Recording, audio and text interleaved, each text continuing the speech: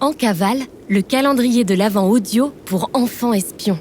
Cet épisode est le numéro 13/24 d'une enquête mystérieuse, l'Opération Neiges éternelles.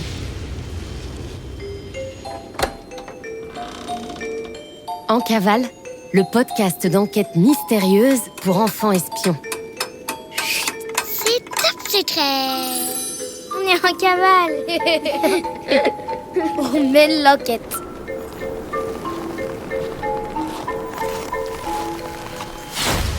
La Fédération de protection des tétralyres sponsorise ce podcast. Pour l'amour et la survie des tétralyres, protégeons-les, sauvons-les.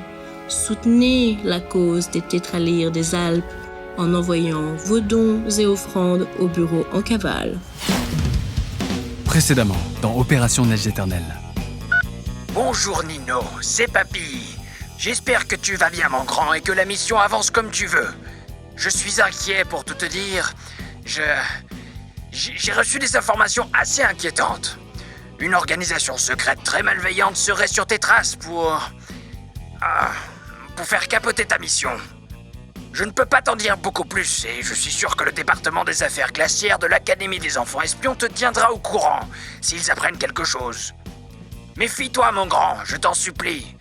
Sois discret et ne prends surtout pas la route habituelle. Passe hors des sentiers, sers-toi de ta carte et de ta créativité. Je sais que tu en as. J'ai confiance en toi. Bonne chance.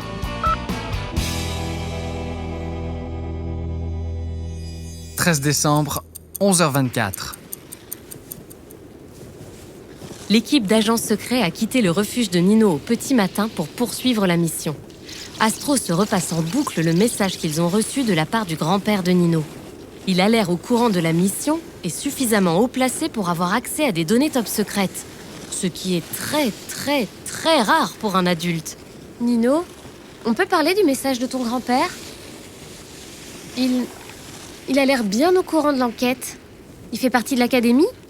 Nino et Sifflotte se regardent discrètement sans dire un mot. Oh, regardez, des choucas! Sifflotte essaie subtilement de changer de sujet de conversation. Astro décide de laisser tomber le sujet pour le moment et se concentre sur le chemin. Là, des buses! Et ceux-là, ce sont des pics noirs. Ils ont décidé de passer à travers la forêt afin de s'éloigner au plus vite du refuge et d'éviter le chemin classique. Allez, on va se reposer ici, au pied du pin accroché, pour prendre le temps d'établir correctement l'itinéraire à suivre. Si on veut éviter le chemin habituel, il va falloir réfléchir un peu.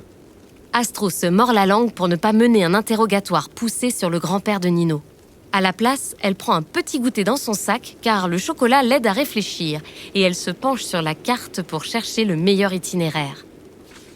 Si on veut éviter la voie normale, on pourrait passer par le parc naturel. Impossible.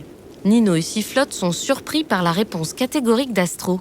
Et pourquoi? À cause des tétralyres ? Pardon? Je suis pas la plus grande espionne des montagnes, mais je sais lire. C'est écrit sur le panneau, sur le pain accroché. Nino et Sifflotte s'approchent du panneau. Prière de ne pas pénétrer dans le parc naturel pendant l'hiver. Les tétralyres ont besoin de silence. Allons bon. C'est quoi les tétralyres d'ailleurs ? Le tétralyre, c'est une espèce de poule des Alpes qui est protégée. Je sais pas vraiment par où on pourrait passer ailleurs que par le parc. Moi je sais. Nino et Sifflotte se retournent vers Astro avec de grands yeux. Elle se tient debout de l'autre côté du pin et pointe du doigt. Il y a un code Morse. Et si je ne me trompe pas, il a été laissé là rien que pour nous. Le message sur le tronc du pin est le suivant. Pour éviter de déranger les tétralyres, prière d'emprunter le chemin qui longe le... Mais... Le quoi? Le mot est en morse sur le sapin. Regardez sur le tronc. Vous voyez des traits et des pointillés dessinés ?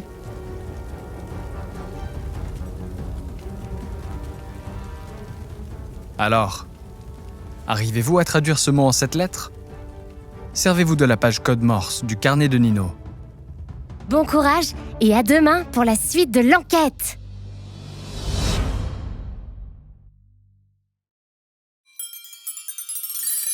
Sais-tu que le tétralyre est un oiseau des montagnes qui vit entre 1400 et 2300 mètres d'altitude, mais qui est aujourd'hui très menacé à cause de la dégradation de son milieu de vie ?